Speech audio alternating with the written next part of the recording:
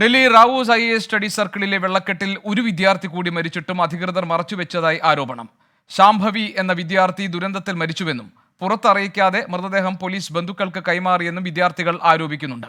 അതിനിടെ ദുരന്തത്തിൽ മരിച്ച മലയാളി നിവിൻ ഡാൽവിന്റെ മൃതദേഹം പോസ്റ്റ്മോർട്ടം നടപടികൾക്ക് ശേഷം രാത്രി 11:45 ജന്മനാടായ തിരുവനന്തപുരത്ത് എത്തിക്കും. വിഷയത്തിൽ ഹൈബി ഈഡൻ MP പാർലമെന്റിൽ അടിയന്തര പ്രമേയ നോട്ടീസ് നൽകി. നിയമങ്ങൾ പാലിക്കാതെ ബേസ്മെന്റിൽ പ്രവർത്തിക്കുന്ന സ്ഥാപനങ്ങൾ ഉണ്ടെങ്കിൽ നടപടിയെടുക്കണമെന്ന് നിവിൻ ഡാൽവിന്റെ അമ്മാവൻ ലിജുരാജ് ആവശ്യപ്പെട്ടു. പക്ഷേ ഞാനിത് പറഞ്ഞതുപോലെ നെവിൻ പാസ്ഡ് അവേ, അവൻ്റെ ഒരു ലൈഫ്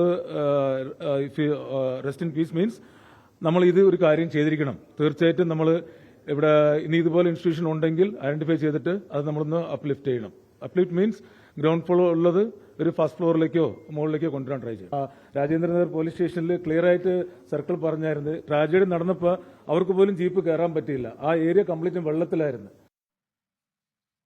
റാവൂസ് IAS സ്റ്റഡി സർക്കിളിനെതിരെ വീണ്ടും പ്രതിഷേധവുമായി വിദ്യാർത്ഥികൾ രംഗത്തെത്തിയിട്ടുണ്ട്. വിനീത VG ഈ കേസ് അന്വേഷണവും അതോടൊപ്പം തന്നെ ഇപ്പോൾ വിദ്യാർത്ഥികൾ നടത്തുന്ന പ്രതിഷേധത്തിന്റെ വിശദാംശങ്ങളും നമ്മളോടൊപ്പം നൽകും. പാർലമെന്റിൽ ഇക്കാര്യത്തിൽ പ്രതിഷേധം അറിയിക്കാൻ വേണ്ടി പ്രതിപക്ഷ കക്ഷികൾ തയ്യാറായി നിൽക്കുന്നു. അതിന്റെ വിശദാംശങ്ങൾ ബൽറാം നെടുങ്ങാടി നൽകും. വിനീത, എത്രത്തോളം ശക്തമായ പ്രതിഷേധം വിദ്യാർത്ഥികളുടെ ഭാഗത്തുണ്ടാകുന്നുണ്ട്? ഏറ്റവും പ്രധാനപ്പെട്ട കാര്യം, ശാംഭവി എന്ന ഒരു വിദ്യാർത്ഥി കൂടി ഈ ദുരന്തത്തിന്റെ ഭാഗമായി മരിച്ചിട്ടുണ്ടെന്നും അവരുടെ മൃതദേഹം പോലീസ് ബന്ധുക്കൾക്ക് കൈമാറി വിവരങ്ങൾ പുറത്തുവിട്ടിട്ടില്ല എന്നുമുള്ളൊരു ഗുരുതരമായ ആരോപണം വിദ്യാർത്ഥികൾ പ്രതിഷേധത്തിലുള്ളവർ ഉന്നയിക്കുന്നുണ്ടല്ലോ.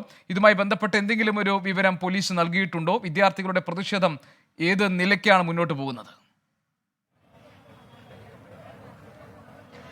ഗോപികൃഷ്ണൻ, ഇന്ന് വിദ്യാർത്ഥികൾ പൂർണ്ണമായും സമാധാനപരമായിട്ടുള്ള ഒരു പ്രതിഷേധമാണ് അവരുടെ ഭാഗത്തുനിന്ന് ഉണ്ടായിരിക്കുന്നത്. ഒപ്പം തന്നെ അവരുടെ കൂട്ടുകാർ, അവരുടെ ഇന്നലത്തെ അപകടത്തിൽ മരിച്ച വിദ്യാർത്ഥികളുടെ ചിത്രം ഇവിടെ വെച്ചിട്ടുണ്ട്. അതിൽ പൂക്കൾ അർപ്പിച്ചുകൊണ്ടൊക്കെയാണ് അവർ ഇന്ന് പ്രതിഷേധവുമായി രംഗത്തെത്തിയിരിക്കുന്നത്. ഒപ്പം തന്നെ നേരത്തെ സൂചിപ്പിച്ചതുപോലുള്ള ചില ആരോപണങ്ങൾ കൂടി ഈ ഘട്ടത്തിൽ വിദ്യാർത്ഥികൾ മുന്നോട്ട് വയ്ക്കുകയാണ്. അത് ഏറ്റവും പ്രധാനപ്പെട്ടതാണ്. ഗോപി സൂചിപ്പിച്ചതുപോലെ അവർ പറയുന്നത് ശാംഭവി എന്നൊരു വിദ്യാർത്ഥി കൂടി മരിച്ചിട്ടുണ്ട് എന്നുള്ളതാണ്. പക്ഷേ ഇത് പോലീസ് ഈ വിവരം മറച്ചു വെച്ചുകൊണ്ട് ആ മൃതദേഹം അവരുടെ ബന്ധുക്കൾക്ക് വിട്ടു നൽകി എന്നാണ് പറയുന്നത്. പക്ഷേ പോലീസിന്റെ ഭാഗത്തു നിന്നോ മറ്റ് അധികൃതരുടെ ഭാഗത്തു നിന്നോ ഒക്കെ ഒരു ഔദ്യോഗികമായിട്ടുള്ളൊരു സ്ഥിരീകരണം ഇക്കാര്യത്തിൽ ഉണ്ടായിട്ടില്ല. ഈ പ്രതിഷേധവുമായി രംഗത്തെത്തിയ വിദ്യാർത്ഥികളാണ് ഇപ്പോൾ ഈ ഘട്ടത്തിൽ ഇങ്ങനെയൊരു ആരോപണം മുന്നോട്ട് വെച്ചിരിക്കുന്നത്. നമുക്കിപ്പോൾ കാണാൻ കഴിയുന്നത് പോലെ തന്നെ ഈ ദൃശ്യങ്ങളുമൊക്കെയായി അവർ കൂടുതൽ പ്രതിഷേധവുമായി രംഗത്തെത്തിയിരിക്കുകയാണ്. ഈ വിദ്യാർത്ഥികൾക്ക്, മരിച്ച വിദ്യാർത്ഥികൾക്ക് നഷ്ടപരിഹാരം നൽകണം. ഒപ്പം തന്നെ ഈ CCTV ദൃശ്യങ്ങൾ കൂടുതലായി പരിശോധിക്കണം. കാരണം ചില വിദ്യാർത്ഥികളെ കാണാനില്ല എന്നൊക്കെ പറഞ്ഞുകൊണ്ട് അവരുടെ മറ്റു സുഹൃത്തുക്കളൊക്കെ തന്നെ തങ്ങളെ വിളിക്കുന്നുണ്ട്. ഇക്കാര്യത്തിലൊക്കെ തന്നെ കൃത്യമായിട്ടുള്ളൊരു കണക്ക് പുറത്തുവിടാൻ പോലീസ് തയ്യാറാകണം. ഇങ്ങനെയുള്ള ചില കാര്യങ്ങളാണ് ഈ ഘട്ടത്തിൽ വിദ്യാർത്ഥികൾ മുന്നോട്ട് വയ്ക്കുന്നത്. ഒപ്പം തന്നെ ഇങ്ങനെ ബേസ്മെന്റിൽ പ്രവർത്തിക്കുന്ന ഇൻസ്റ്റിറ്റ്യൂഷൻസ് ഉണ്ട് എങ്കിൽ അത് അടച്ചുപൂട്ടി അവർക്കെതിരെ നടപടിയെടുക്കണമെന്നും വിദ്യാർത്ഥികൾ ആവശ്യപ്പെടുന്നുണ്ട്. ഇങ്ങനെ വിവിധ ആവശ്യങ്ങളാണ് വിദ്യാർത്ഥികൾ ഈ ഘട്ടത്തിൽ മുന്നോട്ട് വെച്ചിട്ടുള്ളത്. ഒപ്പം തന്നെ ഇവർ പറയുന്ന മറ്റൊരു കാര്യം, ഈ കാര്യങ്ങളിൽ പോലീസൊക്കെ ഈ CCTV കൃത്യമായിട്ടുള്ളൊരു പരിശോധന നടത്തേണ്ടതായിട്ടുണ്ട്. കൃത്യമായിട്ടുള്ള കണക്കുകൾ ഇവർ പുറത്തുവിടുന്നില്ല എന്നൊക്കെയാണ് ഈ വിദ്യാർത്ഥികൾ ഈ ഘട്ടത്തിൽ മുന്നോട്ട് വെക്കുന്നത്. ഓരോ വിദ്യാർത്ഥിക്കും ഇന്നലെ നമുക്ക് ലഭ്യമായിരിക്കുന്ന സ്ഥിരീകരണം അനുസരിച്ച്, ഔദ്യോഗിക റിപ്പോർട്ട് അനുസരിച്ച് 3 വിദ്യാർത്ഥികൾ മരിച്ചു എന്നുള്ളതാണ്. ഇവർക്ക് ഓരോ കുടുംബത്തിനും 1 കോടി രൂപ വെച്ച് നൽകണമെന്നുള്ളതാണ് വിദ്യാർത്ഥികളുടെ ആവശ്യം. കാരണം വലിയ തുകയാണ് പല വിദ്യാർത്ഥികളും ഇവിടെ നൽകുന്നത്, ഇവരുടെ പഠനത്തിനും മറ്റുമായി നൽകുന്നത്. പക്ഷേ അതുമായി ബന്ധപ്പെട്ടുകൊണ്ടുള്ള അടിസ്ഥാന സൗകര്യം പോലും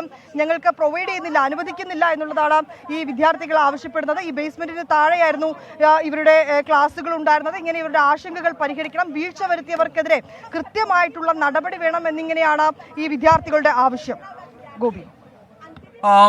വിനീത, ഈ പ്രതിഷേധം ഏത് നിലയ്ക്ക് മുന്നോട്ട് കൊണ്ടുപോകാനാണ് വിദ്യാർത്ഥികൾ ഇപ്പോൾ തീരുമാനിച്ചിട്ടുള്ളത്? ഇപ്പോൾ വിനീത പറഞ്ഞതുപോലെ ഇതിൽ ഇപ്പോൾ കൃത്യമായ രീതിയിലുള്ള കോമ്പൻസേഷൻ ഈ വിദ്യാർത്ഥികളുടെ കുടുംബങ്ങൾക്ക് നൽകണം എന്ന ആവശ്യം അവർ മുന്നോട്ട് വെച്ചിട്ടുണ്ട്. മാത്രമല്ല, ഇപ്പോൾ ഈ ബേസ്മെന്റുകളിൽ ചില സ്ഥാപനങ്ങൾ പ്രവർത്തിക്കുന്നുണ്ട്, അതാണ് ഇതുപോലെയുള്ള ദുരന്തങ്ങൾ ക്ഷണിച്ചു വരുത്തുന്നത് എന്നൊക്കെയുള്ള ഗുരുതരമായ വിമർശനങ്ങളും ആരോപണങ്ങളും ഒക്കെ ഉയർന്നു വരുന്നുണ്ട്.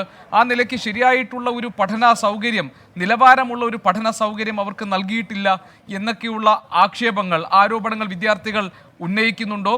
ഈ അധികൃതർക്കെതിരെ അവർ ഉന്നയിക്കുന്ന അവർക്ക് അധികൃതരെ കുറിച്ചുള്ള പ്രധാനപ്പെട്ട പരാതി എന്താണ് വിനീത? ഗോപി, പ്രധാനമായും അവർ പറയുന്നത് വലിയ തുക നൽകിയാണ് പലരും ഇവിടെ ഈ IAS കോച്ചിങ്ങിനായി എത്തുന്നത്.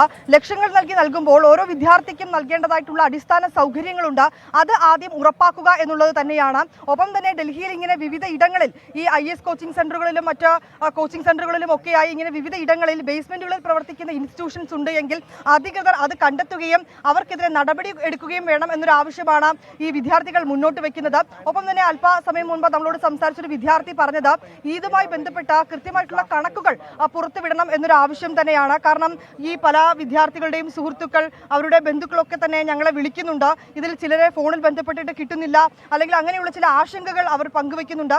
ഈ ഘട്ടത്തിൽ ഇവരുമായി ബന്ധപ്പെട്ടുകൊണ്ടുള്ള ആശങ്കകൾ അത് ദൂരീകരിക്കുന്നതിനായി കൃത്യമായിട്ടുള്ള കണക്കുകൾ പോലീസ് പുറത്തുവിടണം എന്നിങ്ങനെയുള്ള വിവിധ ആവശ്യങ്ങളാണ് ഈ വിദ്യാർത്ഥികൾ മുന്നോട്ട് വച്ചിരിക്കുന്നത്. रिक्वायरमेंट मैम सबसे पहले तो हमारे सारे मित्रों ने बताया ही हैं. बार बार हमारा मेन डिमांड जो है सबसे पहले कि पूरा डाटा मिलना चाहिए हमें, कितने कैजुअलिटी हैं, कितने मिसिंग्स हैं, कितने रेस्क्यू किए गए हैं, तो सारा प्रॉपर डाटा हमें मिलना चाहिए. दूसरी बात कि जितने भी कोचिंग इंस्टीट्यूट है यहाँ का या they are so pass detail है ना, डिटेल्स हमारे पास जो हैं, हमारे पास जो हैं तो फ्रेंड्स के साथ में जो भी हैं, जो मिसिंग्स हैं उनकी कोई खबर नहीं मिली अभी तक. तो हम लोग रियल डाटा चाह रहे हैं कि हम नहीं डेटा नहीं, आपने जो रेस्क्यू किया आप बताए जा रहे थे 30 से 35 बच्चे फंसे हुए थे, जिसमें से गवर्नमेंट की तरफ से बताया गया, भी प्रशासन की तरफ से बताया गया कि 12 से 15 के बीच में रेस्क्यू किया गया है, 3 कैजुअलिटी पाए गए, बाकी बच्चे कहाँ गए? वही चीज़ है, हमें रियल. പാർലമെന്റിൽ ഈ വിഷയം ഉന്നയിക്കാൻ തയ്യാറായി നിൽക്കുകയാണ് പ്രതിപക്ഷ MP-മാർ. പ്രത്യേകിച്ച് ഈ വിഷയത്തിൽ ഒരു അടിയന്തര പ്രമേയത്തിന് നോട്ടീസ് നൽകുകയാണ് ഇപ്പോൾ ഹൈബി ഈഡൻ MP പാർലമെന്റിൽ. അതിന്റെ വിശദാംശങ്ങളിലേക്ക് നമുക്ക് പോകാം. ബൽറാം, നേരത്തെ തന്നെ രാഹുൽ ഗാന്ധിയുടെ ഒരു പ്രതികരണം വന്നതാണ്. മാത്രമല്ല പ്രതിപക്ഷ MP-മാർ ഈ കാര്യത്തിൽ വളരെ ഗൗരവത്തിൽ അവരവരുടെ പ്രതിഷേധം രേഖപ്പെടുത്തി കഴിഞ്ഞിരുന്നു. പാർലമെന്റിൽ ഹൈബി ഈഡൻ ഇതൊരു അടിയന്തര പ്രമേയ നോട്ടീസ് ഇതിന് നൽകിയിട്ടുണ്ട് ഈ വിഷയം അവതരിപ്പിക്കാൻ എന്ന് മനസ്സിലാക്കുന്നു. അതിന്റെ വിവരങ്ങൾ എന്തൊക്കെയാണ്?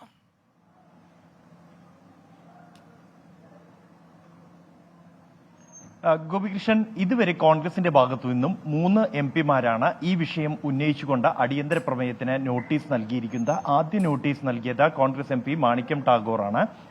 ഈ നോട്ടീസിൽ ചൂണ്ടിക്കാണിക്കുന്നത് ഡൽഹിയിലെ നഗരാസൂത്രണവുമായി ബന്ധപ്പെട്ടുള്ള പ്രശ്നങ്ങൾ, അത് മൂലമുണ്ടാകുന്ന ദുരന്തങ്ങൾ, ഈ ദുരന്തങ്ങൾക്ക് ഉത്തരവാദിത്വം ആർക്ക് എന്നതുമായി ബന്ധപ്പെട്ട ഒരു തീരുമാനമുണ്ടാകണം. അതുകൊണ്ട് തന്നെ ഈ വിഷയം സഭ നിർത്തിവെച്ച് ചർച്ച ചെയ്യണമെന്നാണ് ആവശ്യപ്പെട്ടിരിക്കുന്നത്. കൂടാതെ പഞ്ചാബിൽ നിന്നുള്ള കോൺഗ്രസ് അംഗം ഡോക്ടർ അമർ സിംഗും ഈ വിഷയം ചൂണ്ടിക്കാണിച്ചുകൊണ്ട് ഡൽഹിയിൽ ഈ കോച്ചിംഗ് സെന്ററിൽ ഉണ്ടായ ദുരന്തവുമായി ബന്ധപ്പെട്ടുകൊണ്ട് സഭ നിർത്തിവെച്ച് ചർച്ച ചെയ്യണമെന്ന് ആവശ്യപ്പെട്ട നോട്ടീസ് നൽകിയിട്ടുണ്ട്. കൂടാതെയാണ് ഹൈബി ഈഡൻ MP-യും ഇതേ വിഷയം ഉന്നയിച്ച് നോട്ടീസ് നൽകിയിരിക്കുന്നത്. പ്രത്യേകിച്ച് കേരളത്തിൽ നിന്നുള്ള നെവിൻ ഡാൽവിൻ അടക്കമുള്ള 3 വിദ്യാർത്ഥികൾ മരിക്കാൻ ഇടയായ സാഹചര്യം, ഇതിൽ അധികൃതരുടെ ഭാഗത്തു നിന്നും ഗുരുതര വീഴ്ച ഉണ്ടായി എന്ന് തന്നെയാണ്. ഇത് കഴിഞ്ഞ ദിവസം ഈ സ്ഥലം സന്ദർശിച്ച MP-മാർ അടക്കമുള്ളവർ ഈ വിഷയത്തിൽ അധികൃതരുടെ ഭാഗത്തു നിന്നും കാലങ്ങളായി തന്നെ അനാസ്ഥയുണ്ടായതാണ്. ഇത്തരത്തിൽ ചട്ടം ലംഘിച്ചുകൊണ്ട് കെട്ടിടങ്ങളിൽ ഇത്തരത്തിൽ ലൈബ്രറികൾ അടക്കമുള്ളവ ബേസ്മെന്റിൽ പ്രവർത്തിക്കാൻ ഇടയാക്കിയത് എന്ന വിമർശനം ഉന്നയിച്ചിരുന്നു.